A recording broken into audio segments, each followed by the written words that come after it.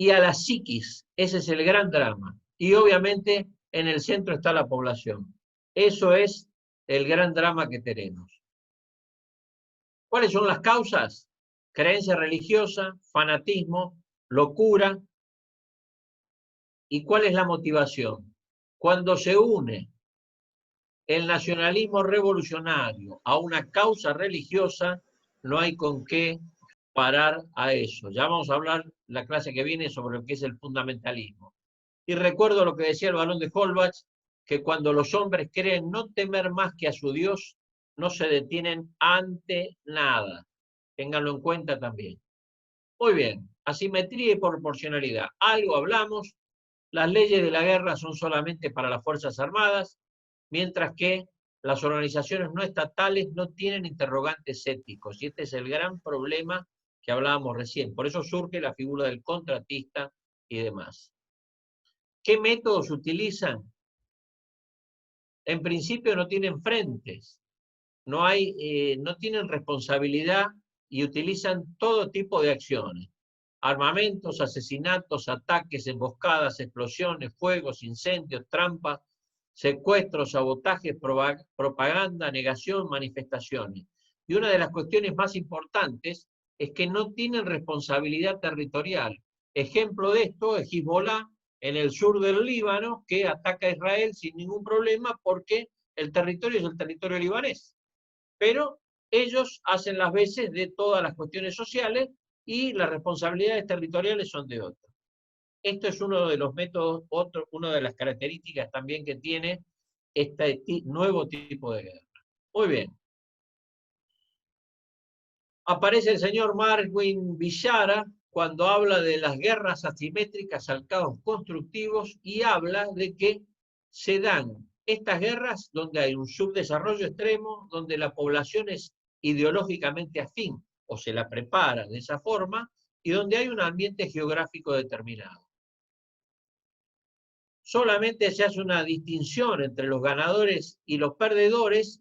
¿Por qué? Porque los propios que están en inferioridad de condiciones son los que primero afectan.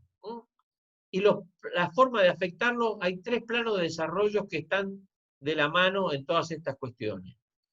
Toda comunicación, es decir, toda organización que está en inferioridad de condiciones, lo que primero busca es desarrollar un sistema comunicacional que le permita mostrar que ellos tienen un poderío militar y que tienen una fuerza intimidatoria. Ese es lo principal que tienen que tener en cuenta. Y sucede en todas las organizaciones.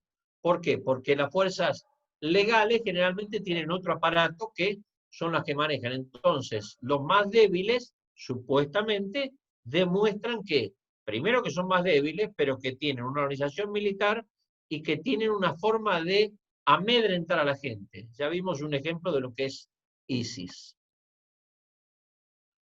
Los europeos hablan de tres tipos de conflictos: los simétricos, los disimétricos y los asimétricos. Obviamente, los más peligrosos son los asimétricos. ¿Por qué? Porque hay una ausencia total de paralelismo entre las fuerzas, tanto entre sus objetivos, entre sus estrategias y los medios que tienen. Son totalmente distintos. Como tienen otra forma, ya parten de un desequilibrio inicial, necesitan actuar cuando pueden. Las fases son normalmente de alta intensidad, pero de corta duración, y la guerra tiene una prolongación en el tiempo. Acuérdense, simétricos, disimétricos y asimétricos. En el 2013, este señor, que es un periodista, escribe un libro que se llama Los Generales. Muy interesante, que se los recomiendo también que lo puedan leer. Vincula a los generales con la política de Estados Unidos. Acuérdense que toda esta nueva forma de planificar surge después de Vietnam, donde los militares estadounidenses se dan cuenta que perdieron políticamente una guerra que la habían ganado militarmente. Y lo que dice este señor, que no es militar, que es un periodista, habla de cómo debe restaurarse el liderazgo entre los militares y la vinculación con la política. Y él dice que hay que enseñar a los generales no en qué pensar, sino cómo pensar y cómo adaptarse a los cambios. Y les voy a hacer referencia a un señor que vimos al principio llamado Lidlhart, que decía que lo más difícil para ponerle a un militar una idea nueva en la cabeza, primero es sacarle la idea vieja. Creo que no solamente a los militares pasa, ¿eh? Gracias por la sonrisa de algunos, pero no solamente en algunos casos pasa. Muy bien. Dice también este señor que la guerra de posibles adversarios con Estados Unidos es difícil de librar en forma convencional. Es mucho más efectiva esconderse y emplear técnicas de la guerrilla. Lo dice un civil que analizó todas las guerras hasta lo que está sucediendo ahora.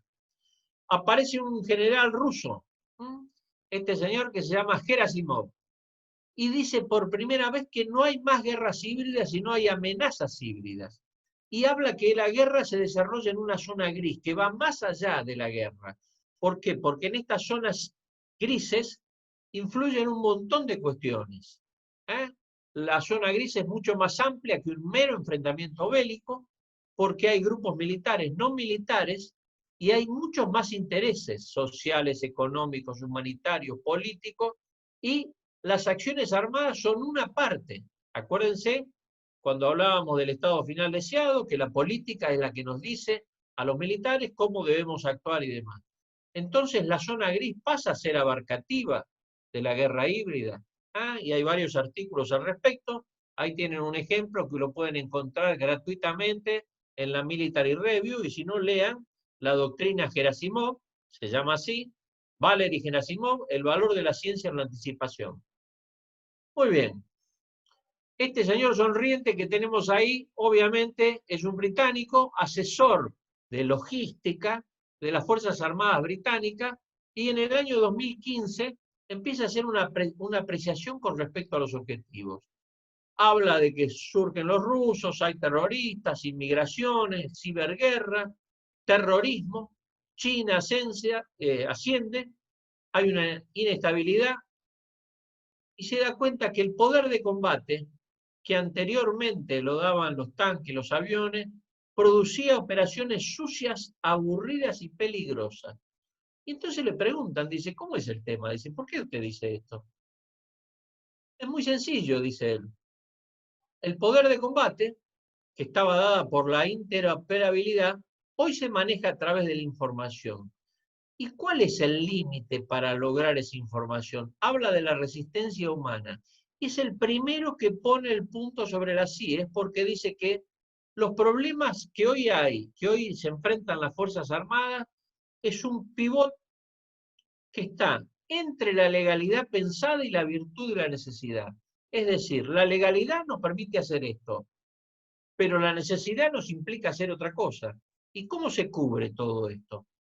Hablamos de los contratistas, hablamos de los problemas y demás. En las 4 axiomas para enfrentar estas nuevas organizaciones. Negar el asentamiento territorial, cortar las líneas de comunicaciones para que el más débil no tenga la influencia. Acuérdense que hablábamos de los planos comunicacionales, intimidatorios y demás.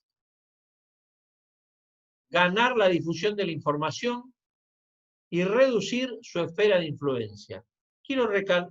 Voy a ir un poquitito para atrás para esta cuestión, es tenerla en cuenta. Evitar involucrarse en tareas de desarrollo nacional. ¿Qué tienen que hacer las Fuerzas Armadas? Hacer como Fuerzas Armadas. ¿Cuáles son las tareas de desarrollo nacional?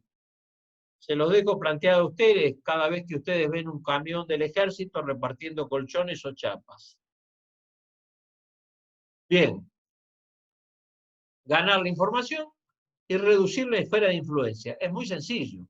A partir de ahí surge un escritor que se llama Arturo Pérez Reverte y que en octubre del 2016 escribe todos los domingos en la revista de La Nación, se los recomiendo que lo lean, y también tiene varios libros sobre la guerra, él fue corresponsal de guerra, pero en octubre del 2016 se da cuenta de que en Europa están en una guerra, y él propone que hay 3 actitudes para tomar ante esta nueva guerra.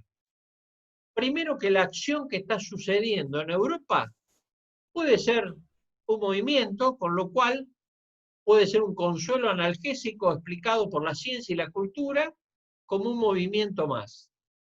Puede ser la necesidad que se haya de un adiestramiento pensando que este es un problema que lo va a afectar a los hijos o a los nietos, o realmente hay que darse cuenta y que es un enfrentamiento por aquello que se cree, sin resignarse a lo inevitable por estupidez o mansedumbre, sino con lucidez. 3 actitudes. Algo que es un movimiento que no va a tener implicancia, algo que va a afectar a los hijos y a los nietos, o algo que está pasando ahora. Esta es la nueva guerra, esto es lo que está sucediendo en Europa. Muy bien, a partir de ahí, los europeos crean el Centro Europeo de Excelencia contra las Amenazas Híbridas. ¿Por qué? Porque ven que hay una amplia gama de acciones hostiles en que la fuerza militar, acordándose de Gerasimov, de la doctrina de Gerasimov, es solamente una parte. Y hay que empezar a trabajar, a analizar las cosas de otra forma. Crean el Centro de Amenazas Híbridas en septiembre y ahí tienen el símbolo. Y las áreas de trabajo son 3. Las influencias, el terrorismo y las vulnerabilidades y las residencias. Y lo más importante está acá. ¿Cuáles son las alertas que hay que tener en cuenta? Búsqueda de propaganda falsa en los medios masivos de comunicación, refuerzo de infraestructuras, discúlpenme, civiles y militares en la espera de ciberataques, chantajes e infiltración de personas. ¿Infiltración de personas de qué tipo? Personal militar de uniforme sin identificación, hasta milicianos como protestadores civiles en las organizaciones UONG. Cualquier similitud con lo que ustedes conocen es pura coincidencia. Muy bien. ¿Qué dice este señor cuando inaugura? Y dice que uno de los mayores desafíos de las amenazas híbridas que no entiendan que estás bajo ataque hasta que ya es demasiado tarde. Ese es el principal tema, no reconocer que estamos en medio de una guerra híbrida es no darse cuenta y cuando uno se da cuenta ya es tarde. Por eso todo lo que mejore nuestra inteligencia y nuestra vigilancia nos ayuda a mejorar nuestra capacidad de reacción y defensa en las amenazas híbridas. Muy bien. Acciones preparatorias, ahí tienen un ejemplo, coordinación entre lo civil y lo militar. Esto es una cuestión interagencial, no es una cuestión de los militares solamente, es una cuestión de toda una estructura gubernamental. Monitoreo de agitaciones externas, limítrofes e internas. Cooperación en la ciberdefensa, equipos de detección de la infiltración de personas, búsqueda en los cambios de los procedimientos habituales durante demostraciones y protestas sociales.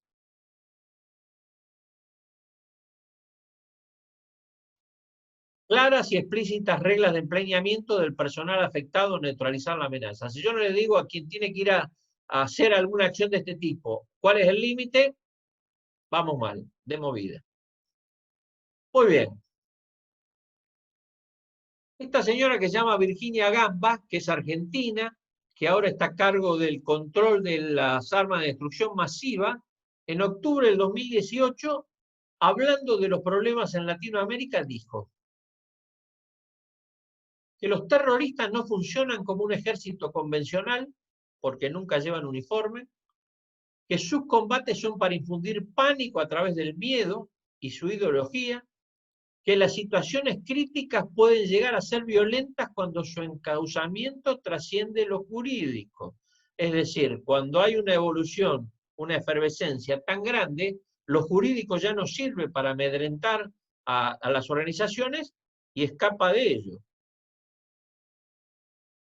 Y por último, hoy en día el conflicto es aún peor por lo que tanto Colombia, Venezuela, Chile, Bolivia y Brasil están incrementando sus medidas preventivas al respecto. Fíjense que ella no habla de Medio Oriente, no habla de Asia, habla de una cuestión regional. Y para que ustedes tengan en cuenta, fíjense todas estas cuestiones que salieron en los diarios de la Argentina entre el año 18 y 19. Hezbolá, alerta terrorista, la Policía Federal detuvo los grupos terroristas, 2 iraníes en un fuerte operativo, Estados Unidos ofrece una recompensa. ¿Cómo será el terrorismo en 50 años? Y para aquel que no está enterado, en los diarios de esta semana salió que había 2 guerrilleras argentinas, muy jóvenes ellas, en el Paraguay, que fueron eliminadas por una fuerza de tarea muy especial. Señores, esto no es en otro lado ni es de alguna película de ciencia ficción. El año pasado, cuando fue el G20, se estableció un sistema un mecanismo regional para coordinar los esfuerzos en la lucha contra la actividad ilícita entre Argentina, Estados Unidos, Brasil y Paraguay contra el delito transnacional. Es decir, que alguien por lo menos está alerta, o por lo menos estaba alerta en lo que estaba sucediendo. Muy bien. El año pasado, este buen señor, que también fue un paracaidista, un soldado, escribe un libro que se llama Las nuevas reglas de la guerra. ¿Por qué? Porque habla de todas estas cuestiones, el surgimiento chino, los rusos, el retroceso de Estados Unidos, el terrorismo, imperios criminales internacionales, guerras civiles. Y entonces dice que hay nuevas reglas en la guerra. Y ya vamos a hablar de estas nuevas guerras. Se los recomiendo también, Las nuevas reglas de la guerra, de Sean McFate, muy interesante. Muy bien. Y como siempre, los primeros en darse cuenta de los cambios de la guerra son los británicos. Los británicos fueron los primeros, como le dije en Agincourt, los británicos fueron los primeros en organizar las organizaciones blindadas, más allá de que después las emplearon los alemanes, y lo primero que han hecho es crear una nueva división para estar en el tema de los conflictos de la zona gris. En agosto del año pasado, crean una división que tenga comunicaciones, combate, inteligencia, vigilancia, reconocimiento y demás. Pero lo más importante es lo que dice el jefe de Estado Mayor cuando las inaugura. El carácter de la guerra continúa cambiando, tanto como los límites entre lo convencional y lo no convencional, que se vuelven increíblemente borrosos. La velocidad del cambio es tal que se hace más rápido cuanto más se incrementa. Señores, este es un ejemplo de que, por lo pronto, hay alguien que supone que este nuevo tipo de guerra necesita otro tipo de organización. Siguiendo a los británicos, los israelíes a principios de este año crean una organización similar con algunas características también similares a ellos. Y su jefe de Estado Mayor habla de que la reestructuración de las Fuerzas Armadas de Israel debe estar en capacidad de enfrentar los desafíos que trae el año 2020. Muy bien, y para ir terminando, y no aburrirlos más de la cuenta, la gran diferencia entre un Estado soberano es que un Estado soberano tiene organizaciones políticas, capacidades militares, gobiernos legales, mientras que los no gubernamentales, fuera de las convenciones legales, se manejan con otras capacidades, tienen menos estructuras, emplean medios no convencionales. Los estados tienen los usos y costumbres de la guerra, mientras que los ONG buscan nuevos escenarios que les sean factibles a ello, tratando de accionar en la mente de los combatientes. La población sigue siendo el actor principal a tener en cuenta. En los conflictos simétricos, la victoria se define en términos militares. En los asimétricos, se define en términos políticos, pero los dos buscan el escenario que le fija la política, siempre de la mano de la política. La guerra asimétrica se lleva a la guerra híbrida. El conflicto sigue siendo la guerra y se la considera la guerra como un hecho político, los medios para alcanzarlo también deben ser políticos. La política le debe clarificar al militar lo que se busca. Los fines deben ser políticos, los escenarios deben estar claros y el militar debe ser el primero que le pide al político decir, bueno, muy bien, ¿cómo usted quiere que termine esta guerra? ¿Qué es lo que yo quiero? Si usted me determina que el conflicto lo resuelvo yo militarmente, pues bien, acá tenemos que terminarlo. Muy bien. ¿Qué cambió en esta guerra?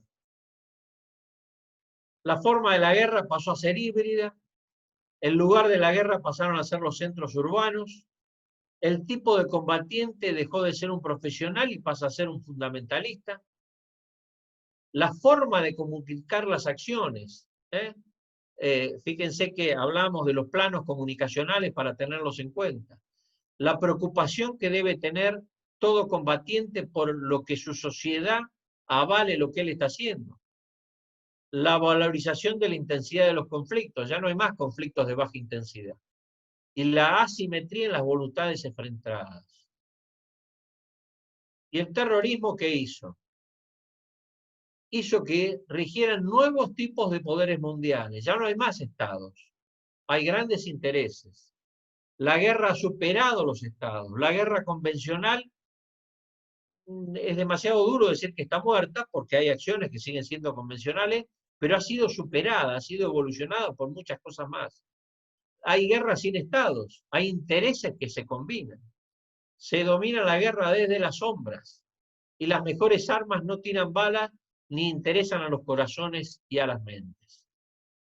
Señores, creo que la tecnología también tiene una gran influencia y obviamente, como hablamos hoy de los contratistas, esta nueva especie de mercenarios han regresado para cubrir un vacío legal que es necesario por el tipo de acciones que se deben enfrentar. Muy bien. Y les dejo una pregunta. Schwarzkopf, ¿saben quién fue Schwarzkopf? El general Schwarzkopf. Le preguntaron si él pensaba que habría que perdonar a las personas que planearon y ejecutaron el atentado del 11 de septiembre a las Torres Gemelas. ¿Qué se imaginan que respondió?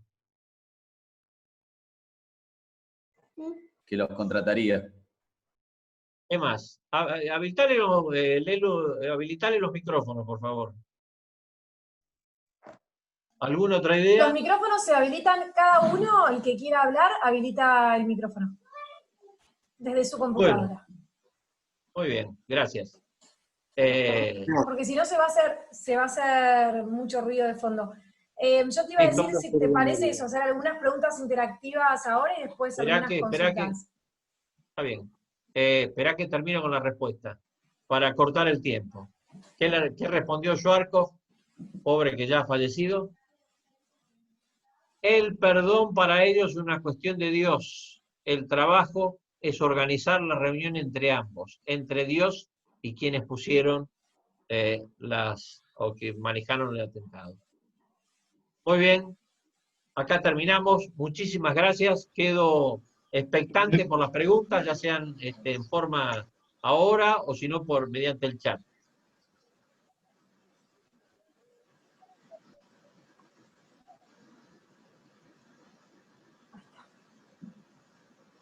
Mi coronel, buenas noches. ¿Ya se le puede hacer la pregunta?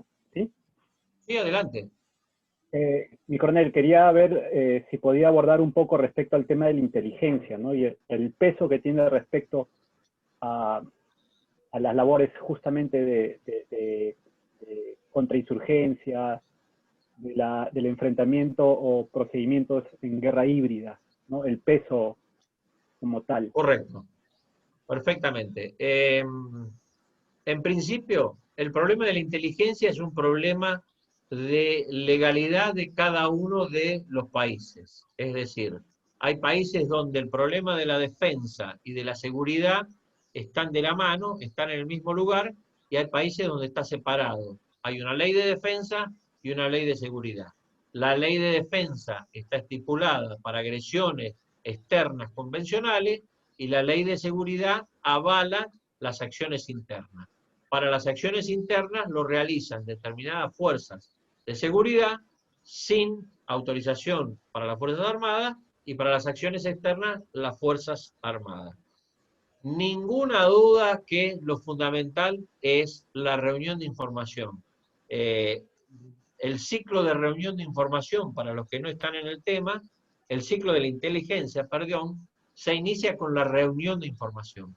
El gran problema es que en determinados lugares la reunión de información se utiliza para vulnerar o para tener información de todo tipo.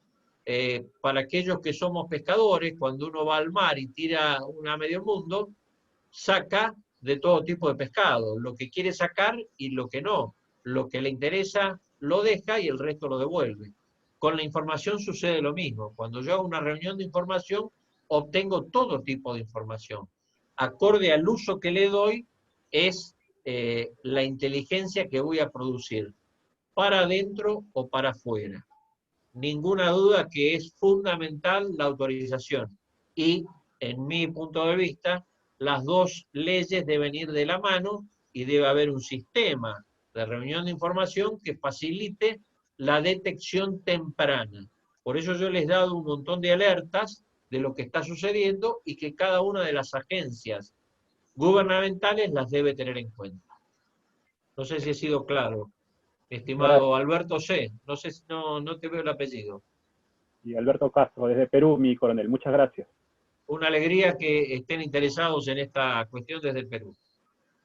¿Alguna otra pregunta?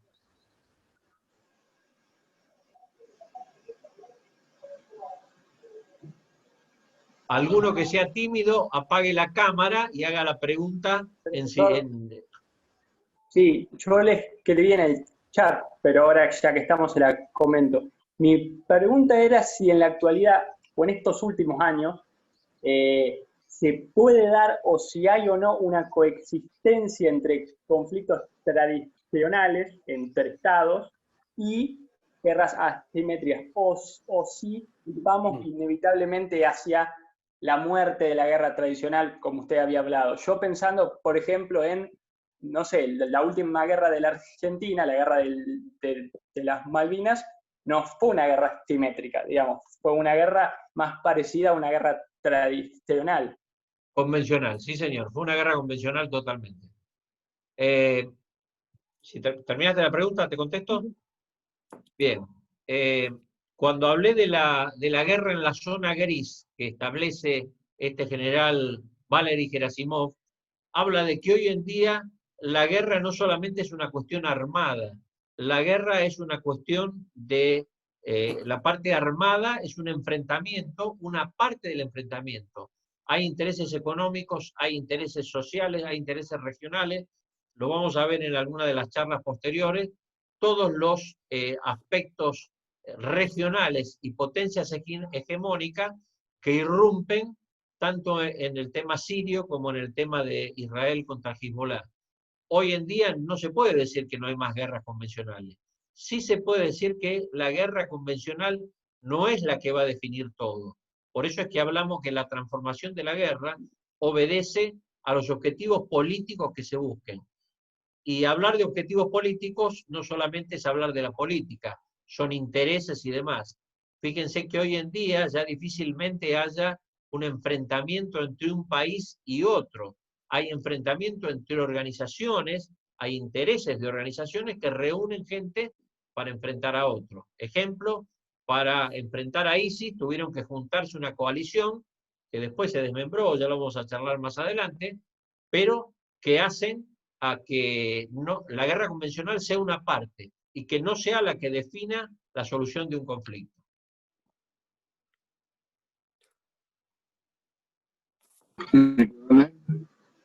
Coronel Cáceres, ¿cómo le va? ¿Cómo está? ¿Qué tal? Un gusto verlo. De acá de Iguazú le hablo. Usted en la clase mostró lo que decía la señora Gamba en Latinoamérica. Habló particularmente de Venezuela, habló de Colombia, Chile, Brasil.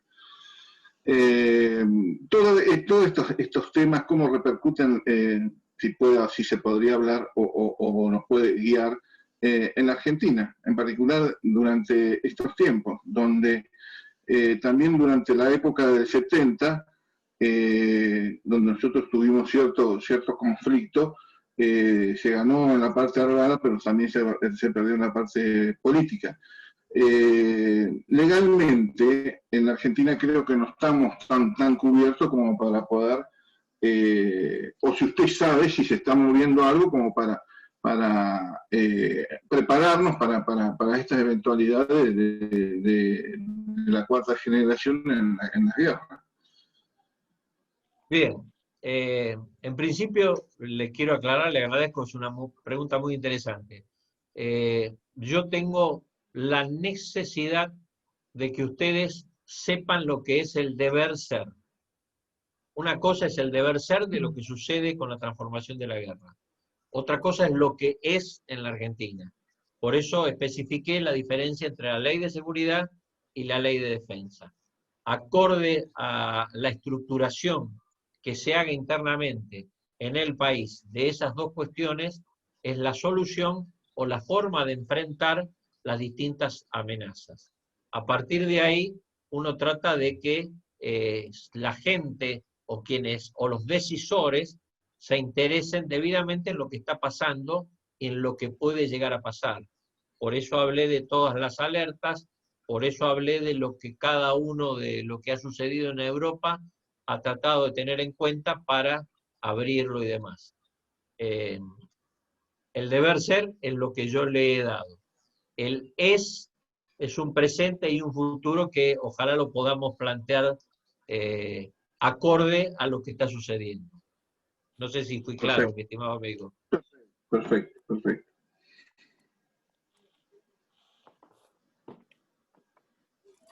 Coronel, nos quedan 5 minutos. Si hay alguna pregunta más, yo para que no se corte en el medio de la consulta.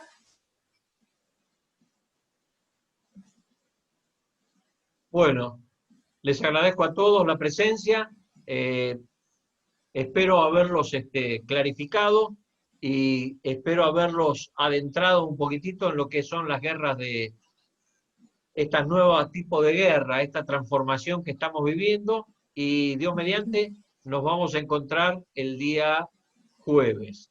Para los maestrandos, en breve les voy a enviar algunas investigaciones para tenerlos un poquitito más afiatados a la bibliografía.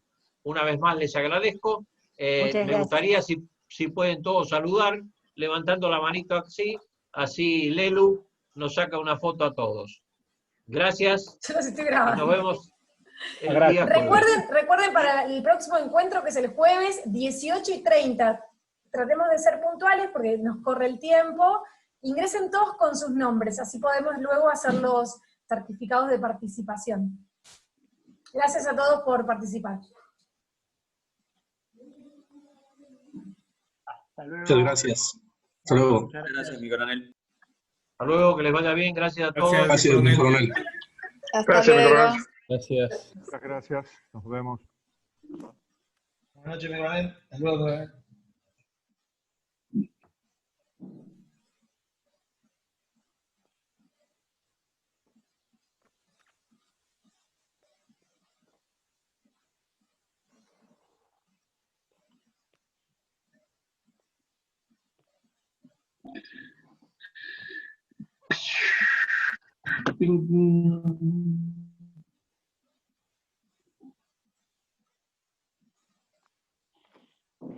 Hola Cristina, ahí te veo.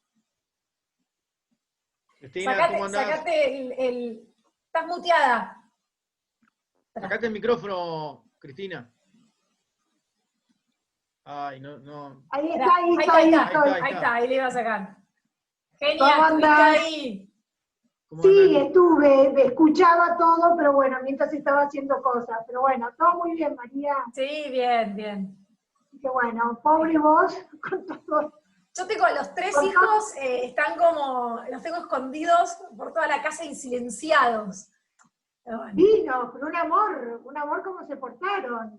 Sí, estuve muteada, mucho tiempo, porque te digo que la chiquitita, la de 4, estaba como, pero bueno. La suerte salió bien.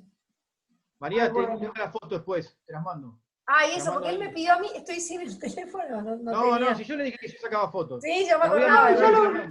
Yo también los hubiera sacado, no me di cuenta. ¿Sabés qué, Cris? Vamos a tener un tema, igualmente, a ver, yo creo que la formalidad del certificado tiene que salir para todos. Sí, eso ya se está ocupando, quédate tranquila, porque de eso ya se está ocupando Sol Jaichenko, que es la que siempre hizo. Ah, bueno. Genial, porque yo sacaba fotos. No te preocupes. Bueno, genial, le saqué fotos de los participantes, pero algunos no se habían cambiado el nombre, o algunos entraban con Galaxy por el teléfono que les da automáticamente. Pero bueno, no quiero que nadie quede en el camino sin el certificado. No, seguro. ¿Sabés qué? Directamente, yo ya cuando tenga el certificado y eso, el modelo, te lo paso. Está bien, sí, siempre. Lo que ustedes digan, a mí no me... Escuchame una cosa, el link va a ser el mismo. Siempre el mismo. Siempre el mismo. Siempre. Así que bueno. Bueno, genios, gracias por estar ahí. No, y a vos también, buenísimo todo. Gracias. Sí, por suerte, sin problema. Salió, viste que yo te dije, hay que ver, porque hay cosas que uno tiene que ajustar como... Sí, yo Zoom, viste, más o menos manejo lo que sí. Sí. Sí, viste, recién estoy, que ahora lo tengo que hacer para unas defensas de tesis, pero debe ser lo mismo, debe ser más o menos el mismo sistema. Sí, pero viste, qué sé yo, la pagada, por ejemplo, de compartir pantalla, pero viste, vas a ver que es cuestión de que visualmente enganches en dónde está y ya después es automático. Es mejor Zoom que Google, es mejor Zoom. A mí Zoom me parece genial. No me gusta que se corte, me parece medio... Pero bueno, en este caso es el mío. Lo que pasa es que